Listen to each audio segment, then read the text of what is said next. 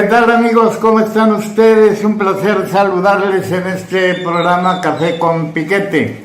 En esta oportunidad vamos a tratar un asunto de naturaleza cultural. Vamos a acercarnos a los libros y muy puntualmente vamos a analizar la obra del cronista de la ciudad, Gabriel Gómez Corrales, quien, por cierto, puede presumir, pero no lo hace, de haber escrito una cantidad impresionante de libros, la mayoría de ellos relacionados con el entorno. De manera que le saludamos a usted con mucha alegría y vamos principio. Bien, antes de acercarnos a la literatura de Gabriel Gómez Corrales, es menester advertir que él con antelación pues ha estado coadyuvando con diversos escritores de la región a quienes los ha llevado de la mano rumbo a la editorial. ¿Cómo estás, mi querido Gabriel? ¿Por qué no nos platicas el inicio de tu actividad literaria? Buenas tardes. Muy buenas tardes, don Alejandro. Un saludo afectuoso a todo el auditorio que nos ve y que nos escucha. Gracias por la oportunidad que me brindas de dar a conocer pues parte del trabajo cultural que a través de los años de mi vida he podido realizar en esta importante ciudad y en este municipio naranjero. Efectivamente, fíjate que yo llegué a Álamo, Veracruz en 1977, todavía no cumplía los 18 años de edad. Me tocó marchar, aquí no, pero me tocó ir a sacar mi cartilla a Cayuca, en Veracruz. Llegué trabajando en una compañía, pero aquí hice mi vida cultural, aquí desarrollé mis actividades, estudié en la Universidad Veracruzana, y pues tuve la oportunidad de hacer una carrera como abogado, una maestría en Derecho Corporativo en la Ciudad de México. Y bueno, pues tuve mi despacho y me gustó mucho la parte de la cuestión literaria.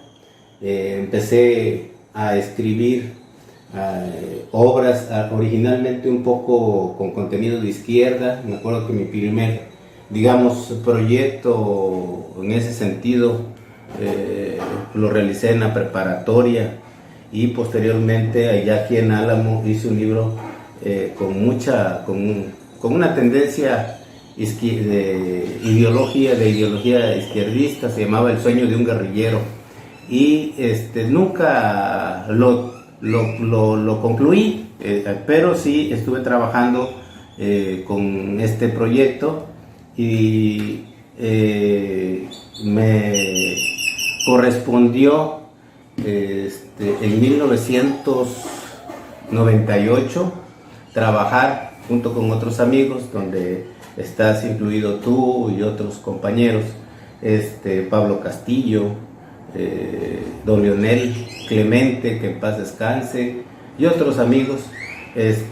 Constituimos lo que fue la Asociación de Casa de Cultura. Esta asociación se hizo originalmente porque a Casa de Cultura le habían dado el antiguo rastro municipal, y hubo una inconformidad. Y dijimos, ¿cómo es posible que en un matadero se vaya a construir una casa de cultura? Y bueno, se organizamos, platicamos entonces con el presidente José Luis Faisal Serrano, y él accedió a pues darnos en una colaboración política que tuvimos ahí, lo que se da a veces en las cuestiones, en las negociaciones políticas. Consensamos con él. Tenía en ese tiempo una confrontación con José Luis, y aprovechamos la coyuntura y nos permitió obtener el Palacio Municipal antiguo para Casa de Cultura. Es decir, se nos dio en 1998, e incluso parte del proyecto es que iniciara la construcción de ese edificio tan importante, a cambio de que, bueno, haciendo los oficios de abogado, lográramos desocuparlo, porque teníamos oficinas del PRI, teníamos oficinas de sindicatos, teníamos oficinas de correos y otras oficinas que estaban ahí. Y bueno, al final de cuentas hicimos esos oficios, logramos desalojar el espacio para dedicarlo únicamente a la cultura. Se constituyó un patronato. Las bases de lo que hoy es la Casa de la Cultura se iniciaron en 1999, se suspendieron después de la enorme inundación, y la administración siguiente, Juan Bustillos Montalvo, concluyó este proyecto tan importante con un pasador o un andador para el peatonal, que afortunadamente fue un espacio público que se rescató para los ciudadanos, pero sobre todo el espacio cultural para los jóvenes y niños, y desde entonces hemos estado colaborando activamente con este proyecto cultural. A veces de manera precaria, en algunas oportunidades cuando se dan las condiciones de manera brillante. Por ejemplo, la presencia de Jorge Vera Hernández en la vida pública le ha traído algún beneficio a Casa de Cultura, pero sí, no siempre ha sido así. A veces hay algunos alcaldes que no le dan la importancia adecuada, digamos, al panorama cultural.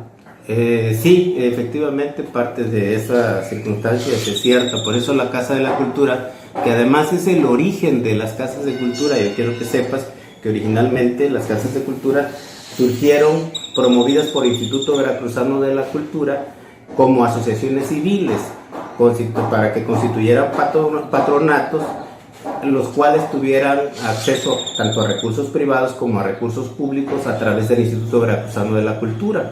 Y de esa forma se constituyó la Casa de Cultura de Álamo, como se constituyó la Casa de Cultura de Poza Rica también, y con la Casa de Cultura de Tuxpan, que bueno, a lo mejor las condiciones o la forma de administración de estas dos instituciones después vinieron a dar a la propia administración municipal como un apéndice de una dependencia más del municipio. En cambio, la Casa de Cultura de Álamo se sostuvo durante todos estos años o se ha mantenido, y actualmente pues ya está con estas características, digamos así, de autonomía, de patrimonio propio, como una asociación civil independiente, ¿no? Entonces le ha permitido tener esa trascendencia, porque no depende de una administración municipal, sino más bien depende de un patronato que no tiene fines lucrativos, sino únicamente la difusión y la promoción del arte y la cultura a través de esta institución. Entonces, esta es una de las casas de cultura reconocidas del Instituto Veracruzano, que tiene más tiempo y que ha mantenido una administración constante. Y como lo dices, efectivamente, el cambio a veces de administración pues choca con una administración independiente, con un organismo autónomo. Y bueno, en este caso, Casa de Cultura pues no ha tenido tanta de esas circunstancias.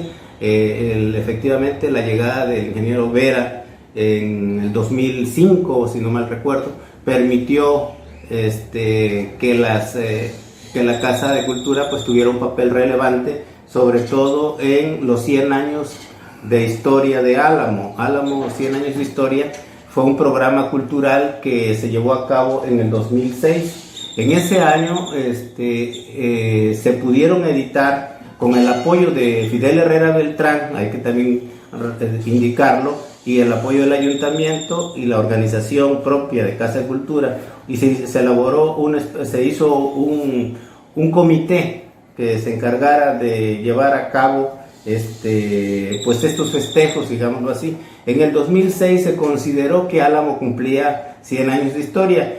La base para esa fecha se tomó de un libro que se llama Perspectivas de Álamo, que había editado la Grey Católica en 1974, y entonces año en que Álamo fue declarado ciudad.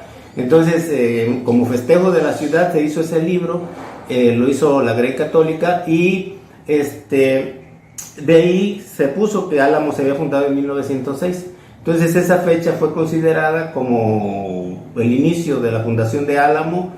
Ahora actualmente sabemos que Álamo no se fundó en 1906 sino en 1913, pues gracias a diversas investigaciones, ¿no? Que nos dan como la fecha, no una fecha precisa porque es el resultado de la migración, el asentamiento de un campamento petrolero en Álamo, la migración de trabajadores para explotar el petróleo. Y los comerciantes se arriban también para venderle a esas personas que están trabajando en los campos. Exactamente, los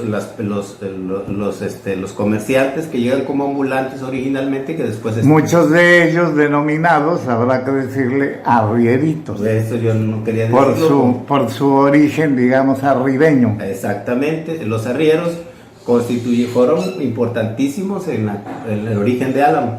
Pero bueno, a lo que íbamos, le digo que entonces en ese año, en el 2006, se le dijo al presidente municipal de que Álamo cumplía 100 años de acuerdo a la fecha que daba el libro Perspectivas de Álamo, y se hizo este programa cultural, y bueno, ahí me correspondió ser digámoslo así, el director de este proyecto tan importante, y me tocó hacer una serie de ediciones de libros. Fui como el director editorial de varios amigos que tenían trabajos en ese sentido, y entonces uno de esos libros es del señor Clemente Pasarón, otro es de el maestro Felipe Licona, otro es de Mardonio Rivera. Aquí tenemos un libro que se llama de Mardonio Rivera, que fue editado Álamo 100 años.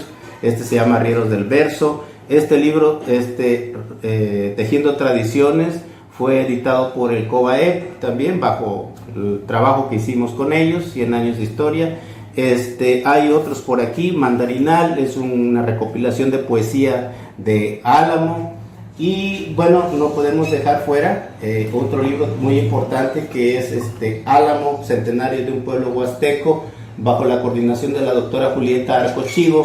Lo edita la Universidad Veracruzana, obviamente con el apoyo de este proyecto tan importante, la Facultad de Historia, la Universidad Veracruzana, el Ayuntamiento, el Gobierno del Estado de Veracruz participan en la edición de este importante libro, que es quizá uno de los libros, digámoslo así, con un contenido más completo de la historia y fundación de esta ciudad tan importante. También el Club de Leones editó un libro respecto de la comida tradicional de este pueblo, y además hicimos una recopilación muy importante de discos, de música, que nos permitió editar un disco.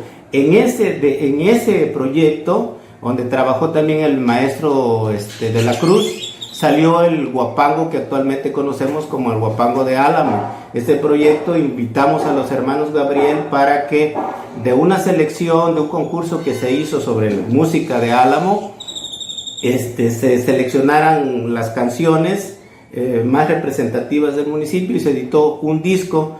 El maestro de la Cruz, en ese entonces él era jurado, fue parte de la gente que seleccionó las canciones. Y bueno, su guapango entró como agradecimiento. Su guapango lo llevó él, digámoslo así, porque no teníamos una sola canción huasteca. Entonces le platicamos con el maestro y dice: voy a elaborar un guapango, y él elaboró ese guapango. Los Gabriel, con esa habilidad, captaron inmediatamente el mensaje musical que tenía el guapango, y ellos fueron los que grabaron este disco.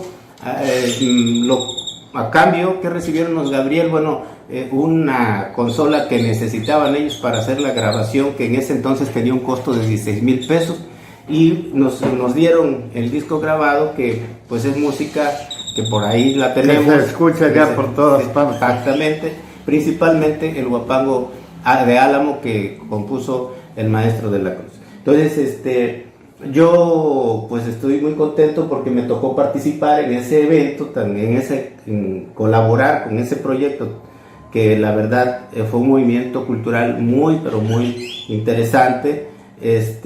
junto con la maestra Mejía, por ejemplo, estuvimos ahí trabajando, y otras personas que ahorita por el momento no recuerdo, pero la verdad se editaron 8 libros en ese tiempo. No tenemos todos aquí a la mano, porque pues algunos se les daban a sus autores para que ellos los regresaran, los repartieran, los obsequiaran, los vendieran, y bueno, pues fue muy significativo ese proyecto cultural. Eso nos ha permitido pues estar trabajando sobre la base de un nuevo proyecto. Más adelante, ya con estos antecedentes y la información, me pidió el ingeniero que hiciéramos un libro sobre las localidades, y trabajamos ya en el 2012 sobre este libro que se llama Sicoac, la puerta de la Huasteca. ¿Sí? Este libro lo elaboramos en la segunda administración del ingeniero Vera, y fue muy rápido, fue un libro que se hizo pero muy rápido por los tiempos, pero sí sirvió cuando menos para fijar las bases y sentar las bases de que cada localidad fuera construyendo su propia identidad, su propia historia. Entonces, por ejemplo, aquí traen los fundadores de cada localidad, de las 158 localidades que constituyen el municipio de Álamo. Este libro pues tiene los fundadores de cada localidad, los hechos más relevantes, su ubicación, etcétera, etcétera. Pero a ver, este libro, y me corrige si de repente digo algo inexacto, habrá servido para acabar con un mito muy en boga, en el sentido de que quien trajo los poderes, que los trajo de Temapache por razones románticas y cosas de esas. Me parece que ahí estableces que todo fue meramente político, y que el romance pues es una invención muy bonita, sí, pero desde luego poco certera. Sí, sirvió de base porque efectivamente se tenía esa creencia popular, o muchas personas todavía siguen defendiendo esa idea de que el señor Guillermo Vélez, por cierto, que se apellida Vélez, no se apellida Vélez, don Guillermo Vélez, se trajo los poderes de Mapache, según, para Álamo. Para empezar, pues los poderes no son una cuestión tangible, física, como un libro que voy a traer. Sí, es una determinación de carácter legal, es decir, un decreto que se tiene que emitir para que tiene que pasar por la legislatura. Exactamente. Entonces, lo que ocurrió fue el traslado pues del archivo municipal, que es una cuestión muy diferente, de Temapache a Álamo, Veracruz, y en 1927, y bueno, pero existieron decretos por parte de la legislatura, uno para que se trasladaran los poderes a Álamo, otro que revocó el traslado de los poderes, y un tercero que confirmó que los poderes se establecieran ahí. Más bien, que la cabecera municipal se estableciera en Álamo, Veracruz, es lo correcto.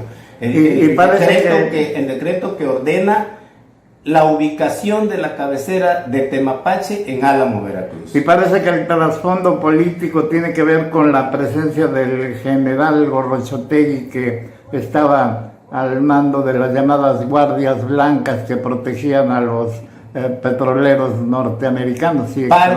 Parte, no, esa también es una cuestión, también un poquito se le recargó, digamos, el hecho de que la legislatura ordenara que la cabecera se ubicara en Álamo. Se le da a Gorrochotegui efectivamente esa, como para evitar que él tuviera ese poder en Temapache, pero para debilitar su poder, su fuerza, pero eso tampoco es 100% real. El fondo, hubo varios factores. Uno de los factores para el traslado de la cabecera municipal a Álamo, uno es que los hacendados tenían intereses políticos, sobre todo hacendados tuxpeños, y obviamente la familia Núñez Juncal tenía intereses asentados en este lugar, y obviamente que además existía una relación de parentesco con el gobernador por ahí, y ellos, porque lo dicen los de Temapache, incluso en una oposición que hacen al decreto que emite la legislatura,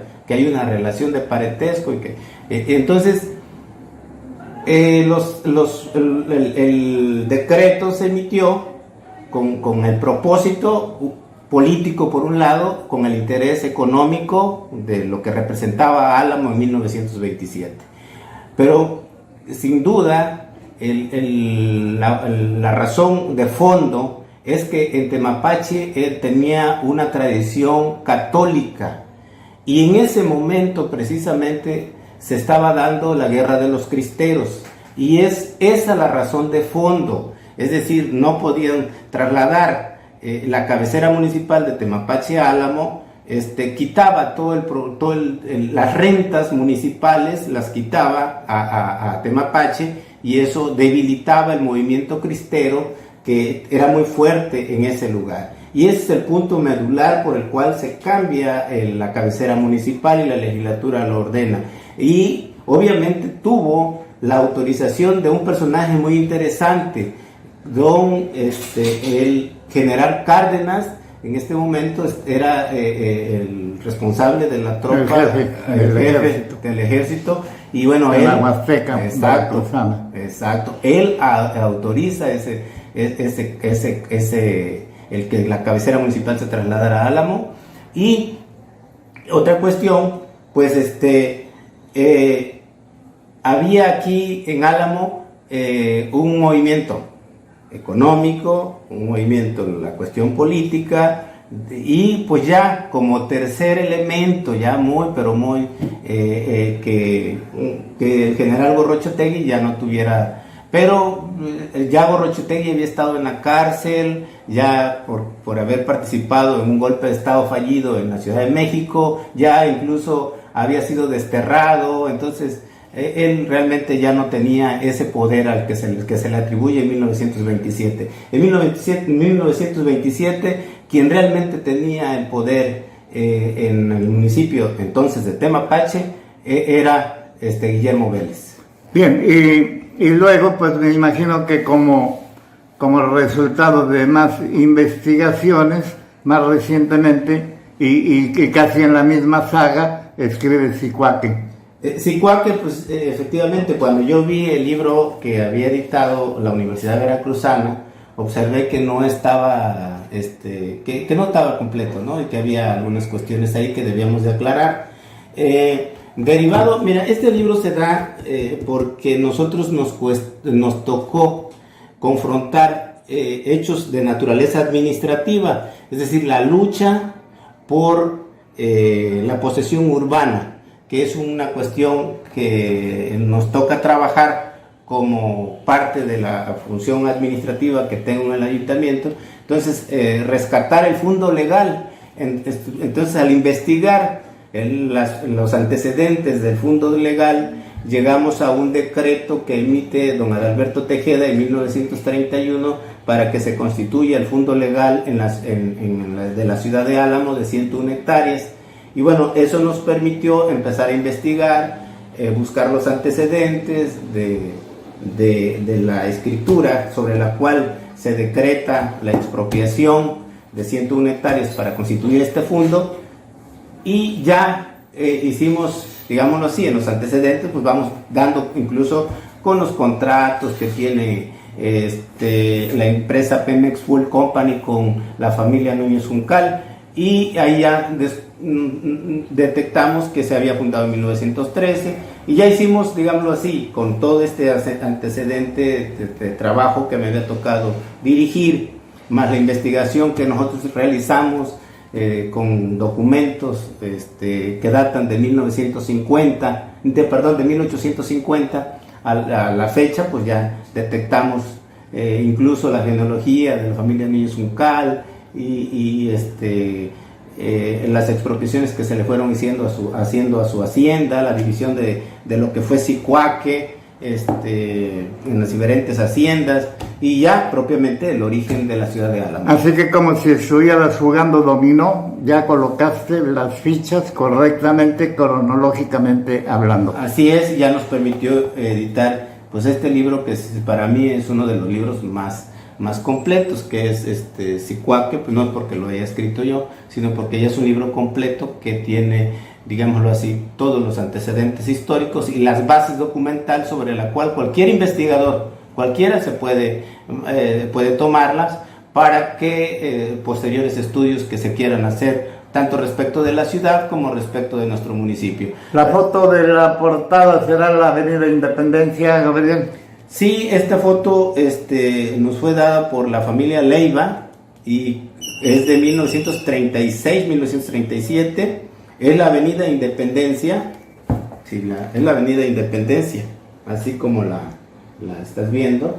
Fue tomada desde el Triángulo en dirección hacia en este caso hacia el sur, hacia el sur. Y bueno, pues esa es la foto principal y le pusimos ahí una torre de petróleos para que se viera que el origen pues fue petróleo, ¿no? Actualmente pues nosotros tenemos un potencial enorme con la citricultura, pero este es el origen real de la fundación de esta ciudad. Fue el petróleo, como lo fue para Cerro Azul, como lo fue Poza Rica también, ¿no? El petróleo. Entonces, hay trabajos muy importantes como el que ha hecho la maestra Lourdes Álvarez respecto de la migración y de las poblaciones hacia la Huasteca, en este caso en Álamo, para la constitución de este pueblo tan importante. Y la implicación del petróleo en relación con la transformación de los pueblos. Si hablas de Naranjos, estás hablando de un nuevo ayuntamiento, un nuevo municipio en deterioro del otro. Si hablas de Cerro Azul, te acuerdas que antes perteneció a Tepetzintla, y si hablas de Poza Rica, te acordarás que era territorio de Coatzintla. Así es. O sea, la influencia del petróleo en contra, puede decirse, de asentamientos con nombre indígena, porque Naranjos es español, Amatlán es el que pierde, en el caso de Tepetzintla igual, gana la nomenclatura hispana, Cerro Azul, que sí, es español, y Poza Rica pues ya ni se diga en relación con Coatzintla. Exactamente, todos ellos. Y en relación a Álamo es muy interesante que Álamo Temapache, que conserva el nombre todavía del municipio, del ayuntamiento principal, que fue el ayuntamiento más importante después de la llegada de los españoles, fue Temapache en esta zona. A Temapache pertenecieron, y en este libro se aclara, a Temapache pertenecieron Tihuatlán en ese entonces, perteneció Tabuco Tuxpan, perteneció también a Temapache, y Tepetzintla también perteneció a Temapache. Por eso se explica la gran construcción de la iglesia. Exacto. Aunque originalmente, quiero dejar en claro que originalmente el centro más importante en la costa originalmente fue Tamiagua. Fue Tamiagua el centro más importante. No desconozco las razones por las cuales Tamiagua no tuvo el crecimiento como lo tuvo Tuxpan o como lo tuvo, por ejemplo, en este caso Álamo, pero sí fue un punto que era de resguardo para proteger la zona de los piratas, y ahí fue un asentamiento originalmente de raza africana que se establecieron ahí. Y bueno, Temapache en un principio perteneció a Tamiagua, y posteriormente pues el crecimiento de Temapache, la fortaleza de este lugar, hizo que se convirtiera. Tamiagua también perteneció posteriormente a Temapache. Es decir, que Temapache, para los que les gusta mucho la investigación, bueno, tuvo acceso en su momento al mar. Claro. Llegábamos hasta el mar. Y bueno, pues como tú ya lo sabes, pero en ese entonces pertenecíamos a Puebla. Puebla. A Puebla. Y fue precisamente cuando nos integraron a Puebla, cuando se integró esta región a Puebla, que Temapache empezó a decrecer porque la provincia de Puebla, entonces no eran estados, la provincia de Puebla emitió un decreto en el sentido de que todo español que se estableciera en el puerto de Tuxpan, ellos no tenían acceso a puerto, entonces estaban ávidos del crecimiento de un puerto.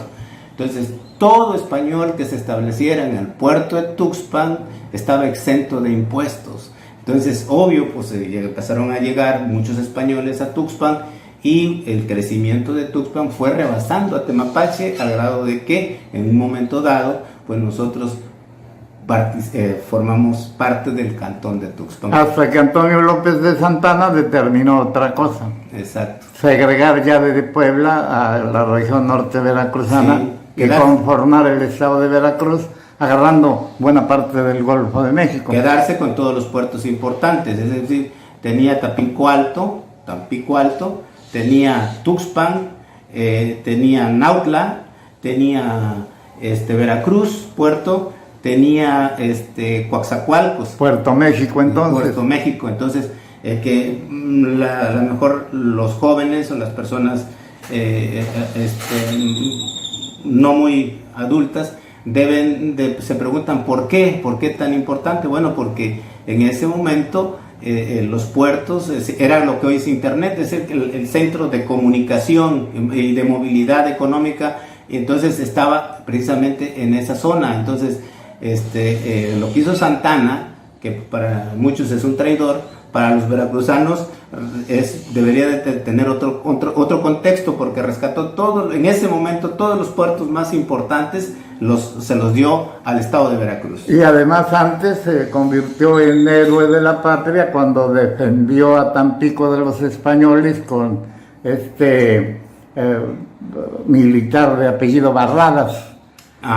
Santana, quien finalmente los echa fuera del país, sí, también, y los deja solamente como un asentamiento muy menor en San Juan de Ulúa, donde permaneció España, puede decirse, unos cuantos años más. O sea, como ocurre con muchos de nuestros héroes, como Porfirio Díaz, ¿no?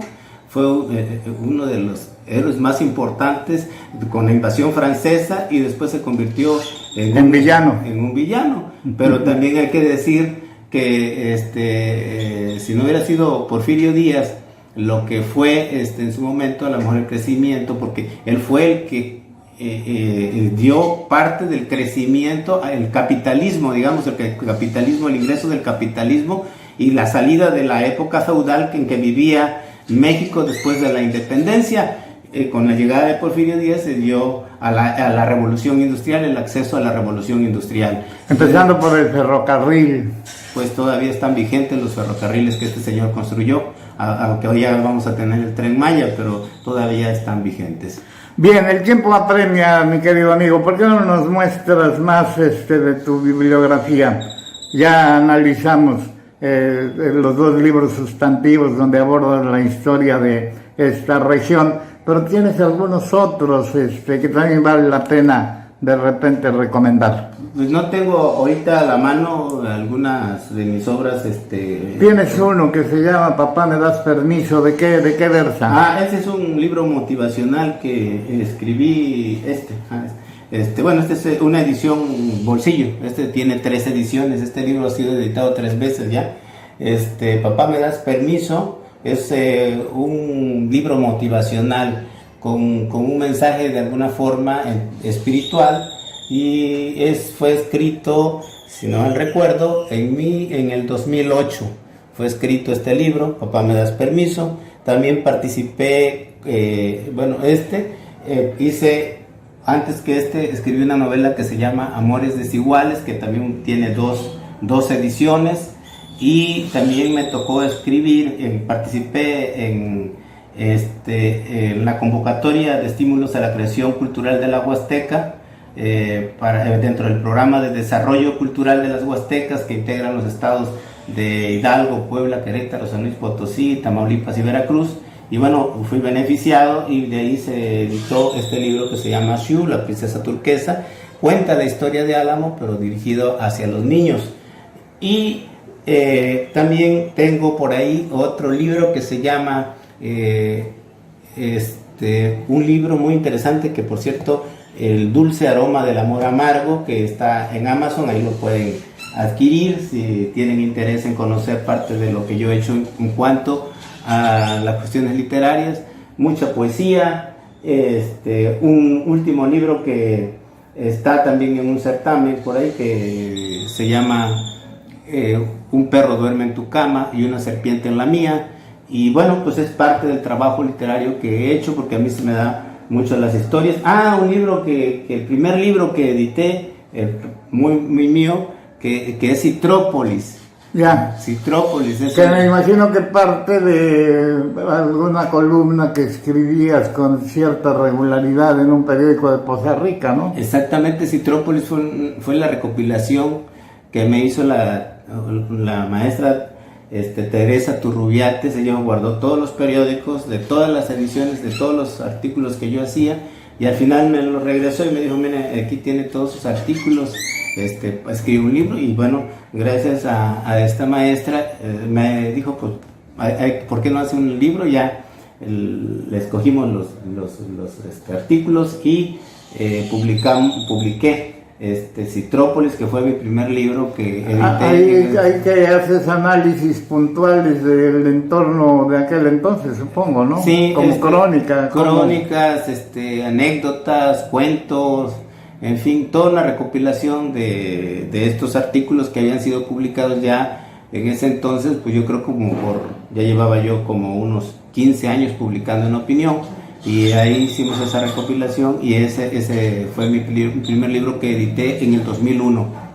Entonces, hay una posibilidad de que en una siguiente emisión de Café con Piquete algún día podamos platicar de los hallazgos de Álamo. Quizá ahorita muy someramente pudiéramos hacer algún análisis, pero habida cuenta que he sentido como que te han dejado un poquito de lado en torno al hallazgo de Amajac, pues mejor esperamos a que te documentes un poco más, ¿no? Porque sí, ahora sucede que pues el cronista de la ciudad como que, pues no por tu gusto, ¿no? Sino porque pues no recibiste la convocatoria, ¿no? Un dato, por cierto, muy curioso y que mueve también a cierto, pues,